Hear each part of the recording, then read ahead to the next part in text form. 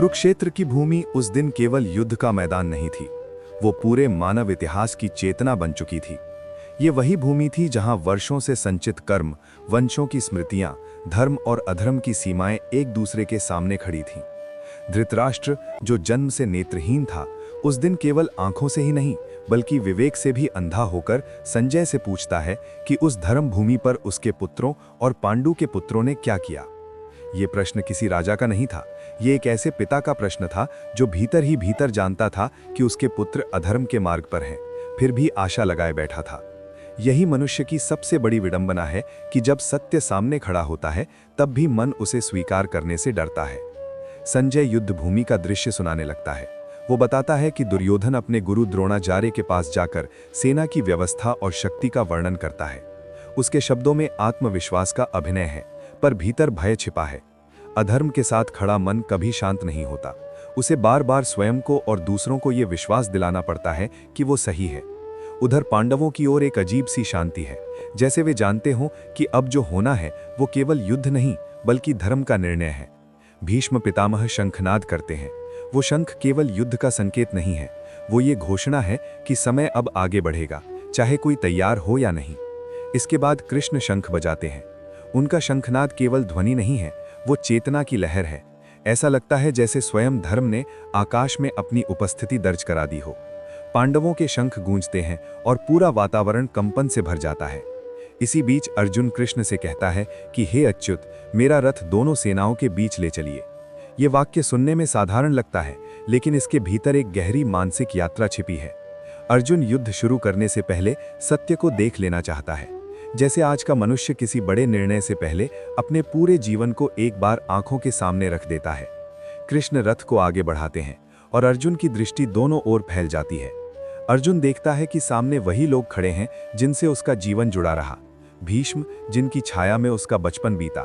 द्रोण, जिनसे उसने शस्त्र और शास्त्र दोनों सीखे। उसके भाई, उसके मित्र, उसके संबंधी। ये दृश्य केवल आंखों से नहीं, आत्मा से देखा जा रहा था। और तभी अर्जुन के भीतर वो दरार पड़ती है जिससे गीता का जन्म होता है।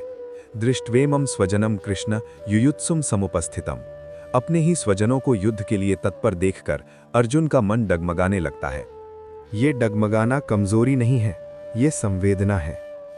ये उस मन की प्रतिक्रिया है जो केवल जीत हार नहीं बल्कि संबंधों का मूल्य समझता है।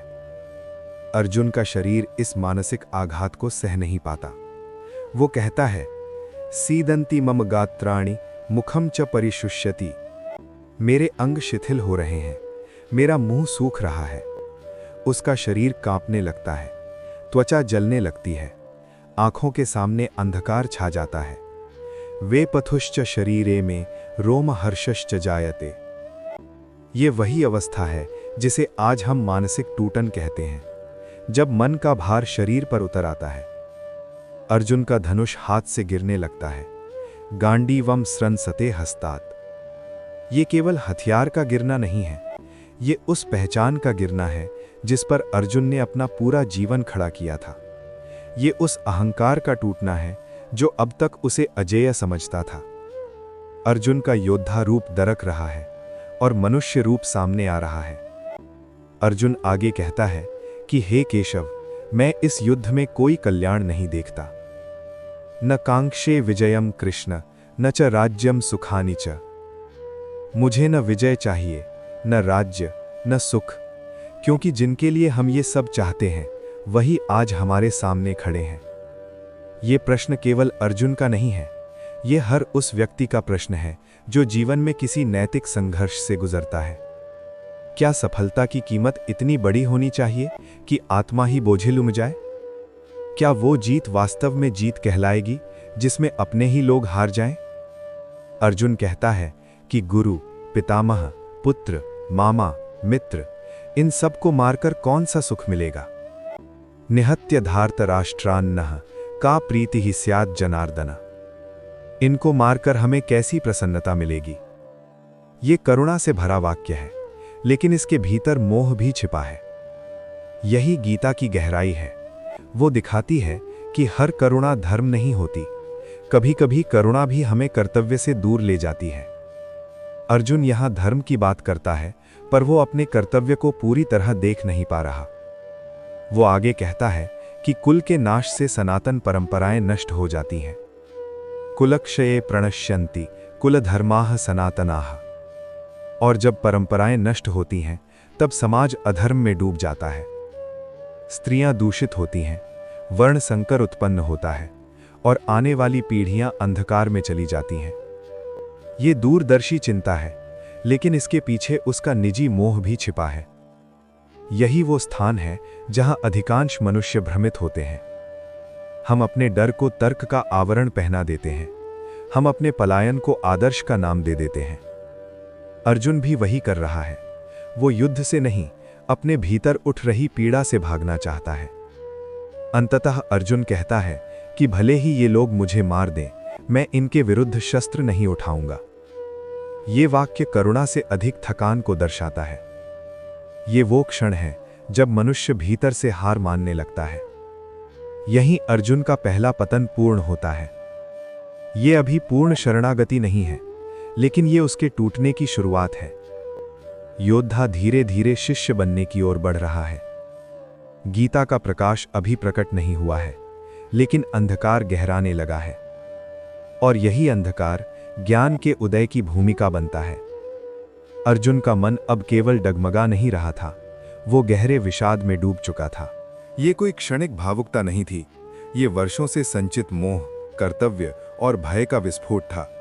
जिस अर्जुन को संसार ने महावीर कहा, वो आज अपने ही मन के सामने असहाय खड़ा था।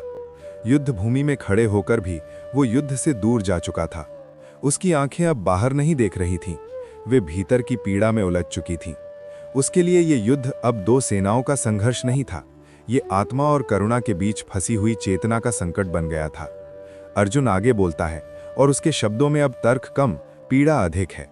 वो कहता है कि ये सभी लोग जिनके लिए राज्य, सुख और सम्मान की कामना की जाती है, वही आज अपने प्राणों को दांव पर लगाकर सामने खड़े हैं। वो पूछता है कि ऐसे लोगों को मारकर कौन सा सुख प्राप्त होगा। येषाम् अर्थे कांक्षितम नो राज्यम भोगाः सुखानि च।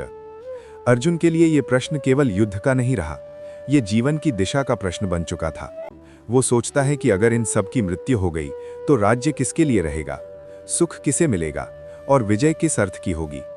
फिर अर्जुन का मन भविष्य की ओर भागता है। वो केवल वर्तमान के रक्तपात को नहीं देखता, वो आने वाली पीढ़ियों का अंधकार देखता है। वो कहता है कि जब कुल का नाश होता है तब केवल लोग नहीं मरते, परंपराएं मर जाती हैं।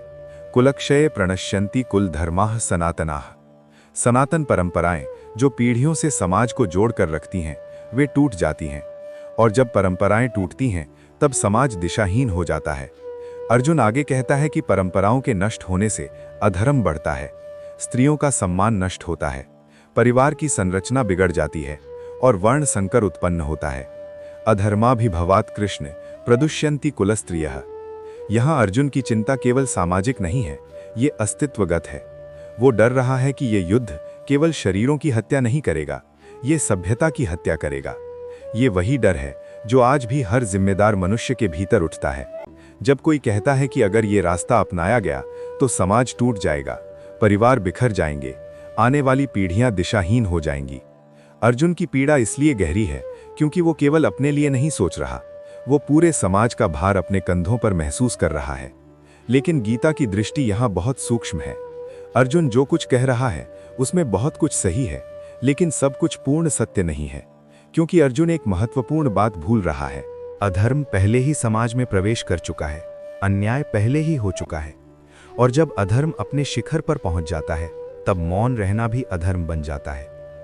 अर्जुन कहता है कि ऐसे वर्ण संकर से नरक की प्राप्ति होती है, न केवल कुल के लिए बल्कि उन सभी के लिए जो उस पतन के कारण बनते हैं। दोषै रेपैः कुलज्ञानाम वर्ण संकर कारकैः। यहाँ अर्जुन स्वयं को भी दोषी मानने लगता है। वो युद्ध करने को नहीं बल्कि युद्ध से भागने को ही अपने लिए सुरक्षित मानता है। ये वही अवस्था है जहाँ मनुष्य स्वयं को दोषी ठहराकर कर्म से बचने लगता है। अर्जुन अब पूरी तरह युद्ध के विरुद्ध खड़ा है। वो कहता है कि भले ही ये लोग मुझे मार दें, मैं इनके विरुद्ध शस्त्र नहीं उठाऊंगा। यदि माम प्रतिकारम अशस्त्रम शस्त्रपाणयः। ये वाक्य सुनने में महान त्याग जैसा लगता है, लेकिन इसके भीतर गहरी थकान छिपी है। ये वो क्षण है जब मनुष्य कहता है, अब मुझ में संघर्ष की शक्ति नहीं बची। यहाँ अर्जुन करुणा और पलायन के बीच खड़ा है। वो इसे अहिंसा समझ रहा है, लेकिन वास्तव में ये उसकी चेतना का संकुचन है। गीता ये नहीं कहती कि अर्जुन बुरा है।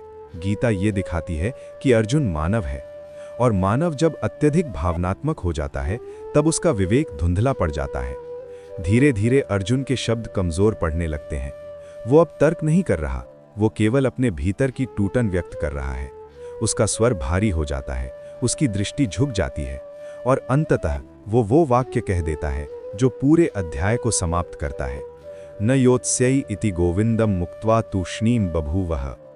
मैं युद्ध नहीं करूंगा, ऐसा कहकर अर्जुन मौन हो जाता है।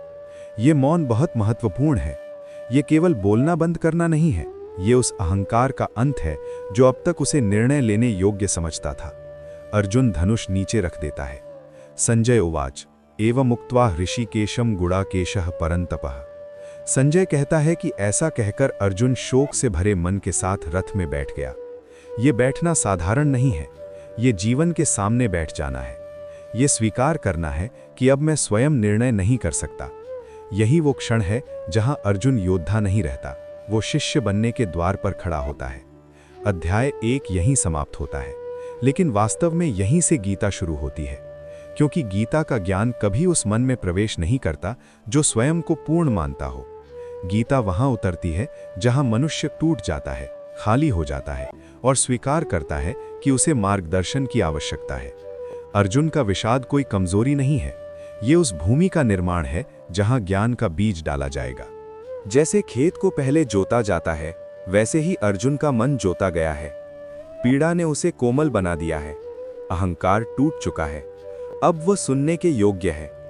आज भी जब कोई व्यक्ति अपने जीवन में कहता है कि उसे समझ नहीं आ रहा कि क्या सही है और क्या गलत, तब वो अर्जुन की उसी अवस्था में खड़ा होता है। और यही वो क्षण है जब जीवन में कृष्ण का प्रवेश संभव होता है, क्योंकि ईश्वर उपदेश तब नहीं देता जब मनुष्य स्वयं को सब कुछ जानने वाला समझता है। ईश्वर तब बोलता है जब मनुष्य चुप हो जाता है। अर्जुन का मौन हमें सिखाता है कि कभी-कभी उत्तर न बोलने में ही उत्तर छिपा होता है। ये मौन ही अध्याय 2 का द्वार है। यही मौन आगे चलकर आत्मा, कर्म और धर्म के सबसे गहरे सत्य को जन्म देगा। अध्याय 1 का अंत दुख में नहीं, संभावना में होता है, क्योंकि जहां विषाद है वहीं परिवर्तन की संभावना है। अर्जुन का टूटना अंत नहीं है, वो आरंभ है, और इसी आरंभ से गीता का अमर ज्ञान बहने वाला है। अर्जुन अब पूरी तरह मौन हो चुका था। ये मौन किसी क्रोध से उपजा हुआ नहीं था, ये उस मन का मौन था जो थक चुका हो, जो अपने ही विचारों से हार मान चुका हो। युद्ध भूमि में खड़े होकर भी वो भीतर से बैठ चुका था। उसके हाथों में अब धनुष नहीं था, उसकी दृष्टि में अब लक्ष्य नहीं था, और उसके हृदय में अब केवल एक भारी शून्य था। ये वही शून्य है जिसमें मनुष्य पहली बार स्वयं को असहाय स्वीकार करता है। अर्जुन का ये मौन वास्तव में उसकी सबसे बड़ी स्वीकृति थी। संजय धृतराष्ट्र को बताता है कि अर्जुन ने शोक से भरे मन के साथ धनुष रख दिया और रथ में बैठ गया। संजय उवाच एवं मुक्त्वा ऋषिकेशम गुड़ाकेशः परंतपः न योत्स्य इति गोविंदम मुक्त्वा तूष्णीम बभूवः। ये श्लोक केवल एक घटना का वर्णन नहीं करता, ये मानव चेतना के एक निर्णायक मोड़ को दर्शाता है। न योत्स्य, मैं युद्ध नहीं करूंगा। ये वाक्य बाहर से सुनने में सरल है, लेकिन इसके भीतर एक पूरा जीवन बिखरा हुआ है। ये उस व्यक्ति की घोषणा है जिसने अब अपने ही निर्णय पर भरोसा खो दिया है। अर्जुन का रथ में बैठना केवल शारीरिक क्रिया नहीं है, ये उस अहंकार का बैठ जाना है जो अब तक उसे खड़ा रखे हुए था। वो अहंकार जो कहता था कि मैं जानता हूं, मैं कर सकता हूं, मैं जीत सकता हूं, अब वो अहंकार चुप हो चुका है। यही वो क्षण है जहां शिष्य का जन्म होता है। जब तक मनुष्य खड़ा रहता है तब तक वो सीख नहीं सकता। सीखने के लिए पहले बैठना पड़ता है। यहाँ कृष्ण अब भी मौन है। ये मौन बहुत महत्वपूर्ण है, क्योंकि जब कोई व्यक्ति पूरी तरह टूट जाता है तब उसे तत्काल उत्तर नहीं चाहिए होते, उसे पहले सुने जाने की आवश्यकता होती है। कृष्ण अर्जुन को सुधार नहीं रहे, उसे रोक नहीं रहे, उसे उपदेश नहीं दे रहे, वे उसे उसकी पीड़ा को पूरी तरह जीने दे रहे हैं। यही करुणा का सर्वोच्च रूप है, किसी को उसकी पीड़ा से भागने पर मजबूर न करना।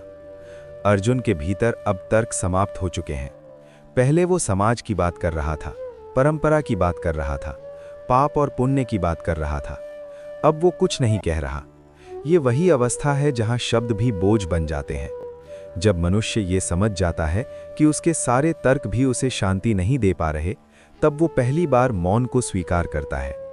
ये मौन हमें ये सिखाता है कि जीवन के सबसे गहरे प्रश्नों के उत्तर शब्दों से नहीं, अनुभव से आते हैं। अर्जुन ने अब तक सब कुछ शब्दों में रखने की कोशिश की, लेकिन उसे शांति नहीं मिली। अब जब वो चुप हुआ है, तब उसके भीतर ज्ञान के उतरने की जगह बन रही है।